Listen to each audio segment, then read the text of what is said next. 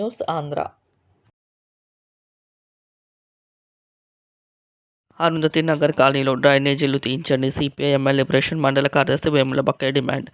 ఏలూరు జిల్లా ముస్నూరు మండలం Ramanakkapeta గ్రామస్థలో CPI MLA liberation అఖిల భారత వ్యవసాయ గ్రామీణ కార్మిక సంఘం, అఖిల భారత ప్రగతిశీల మహిళా సంఘం, Akhila Bharata Kisan Mahasabha, All India Central Council of Trade Unions నాయకులు ఆముదాల చిన్నబాబు, వేముల వసంతి, నందిపాము రాధారాణి, బేబీ షాలిని, వేముల మహాలక్ష్మి అధ్యక్షతన జరిగిన దేశవ్యాప్తంగా జరుగు సార్వత్రిక నిరసన కార్యక్రమంలో భాగంగా వేముల బక్కయ్య మాట్లాడుతూ, రమణక్కపేట, అరుంధతి నగర్ దళిత వార్డుల డ్రైనేజీలు పొడిగిపోయి చిన్నపాటి వర్షానికి కాలనీలో ఇళ్లు మునిగిపోతున్నాయని, ఉపాధి హామీ పథకంలో నేటికి 7 వారాలు గడుస్తున్నా ఇంతవరకు వేతనాలు చెల్లించలేదని, వేతనాలు చెల్లించే చర్యలు చేపట్టాలని, మౌలిక వసతులు కల్పించాలని కేంద్ర రాష్ట్ర ప్రభుత్వ రైతులకు వ్యతిరేకంగా 3 వ్యవసాయ నల్ల చట్టాలు తీసుకొచ్చింది. కార్మికులు పోరాడి సాధించుకున్న 44 కార్మిక చట్టాలు 4 కోడ్లుగా విభజించి కార్మిక హక్కులను ఉల్లంఘిస్తుంది.